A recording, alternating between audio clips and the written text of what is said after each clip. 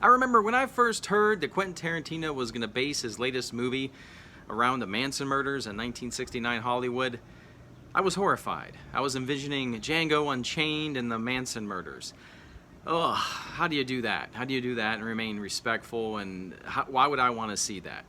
Well, I'm pleased to report Once Upon a Time in Hollywood is a beautiful fairy tale, very respectful to the subject matter, and I loved it.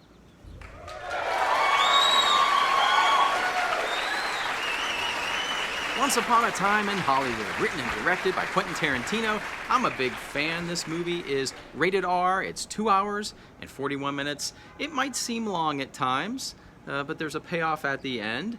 The movie is a fairy tale, a fable, and I loved it. It's slow like Jackie Brown, and it's not like Kill Bill. It's not like Pulp Fiction necessarily. It's not Django Unchained or Hateful Eight. It's more like Jackie Brown. There are amazing actors in this movie. Leonardo DiCaprio plays actor Rick Dalton, who may be toward the end of his career, or at least he thinks so. The movie also stars Brad Pitt as Leo's assistant and stuntman, personal assistant and stuntman named Cliff Booth. Okay, and so Al Pacino shows up as a producer, I suppose, and sort of lays out some exposition and explains to Leo, maybe your time is done. You were a star of your own show. I think it was called Bounty Law. And now you're sort of like an extra on shows, and you play the villain now on these shows to prop up all that new talent. And you're sort of on your way out. And so Leo's starting to have some anxiety, I think, about this and struggle with this. And Brad Pitt is trying to keep him pumped up. And really, the movie for a lot of it is Brad Pitt driving Leo to the set, and Leo doing his thing and struggling with his acting, and Brad going off and doing his day-to-day things, okay? Along the way here, they get a new neighbor.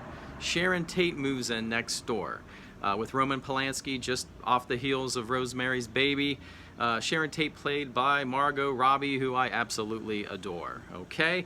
And also along the way, we have the presence of the Manson family. Now, I'm not going to get into spoilers really here, what I call spoilers. I'm going to speak in very generic terms. I'm not going to tell you who lives or who dies or who clashes with who. So I can just say that the Manson family in that situation was handled about as well as you can. I don't feel like there was any exploitation there. It was a clever plot device, and I thought it was well done.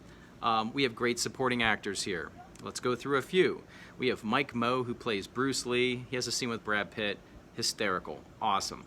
Margaret Qualley plays one of the Manson family members named Pussycat, sort of seduces Brad Pitt into the Manson family, or at least their compound. I thought she was just very charming, seductive, and just nailed her performance.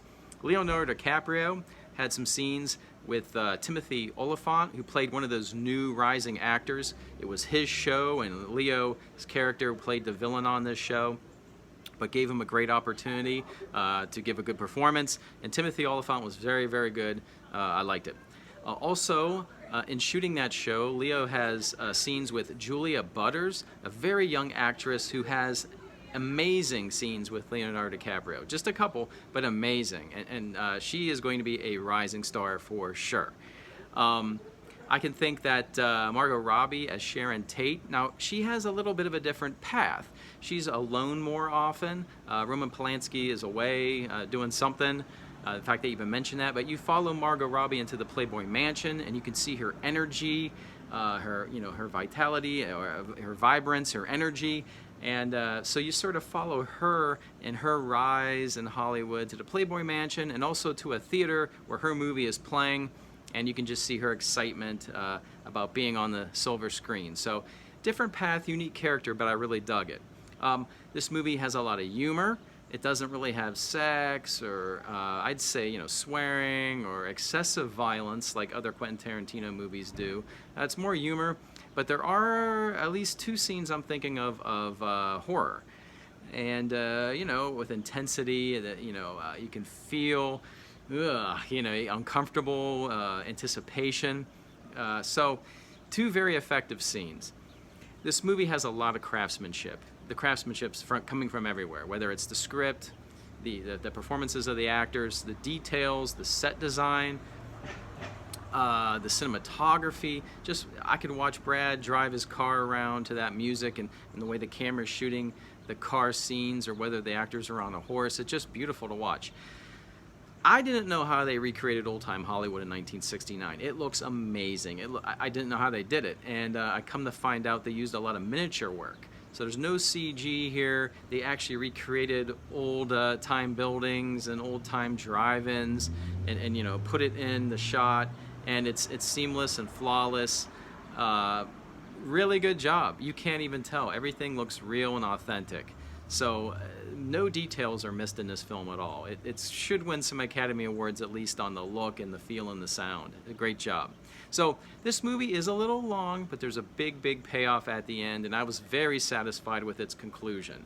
So if you like these actors, you're going to love these performances. If you like Quentin Tarantino, I thought this was one of his most charming stories yet. I highly recommend Once Upon a Time in Hollywood.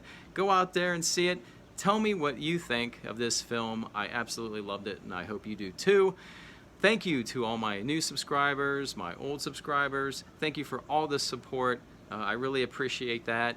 And with that, good night, and as always, I will see you on the new.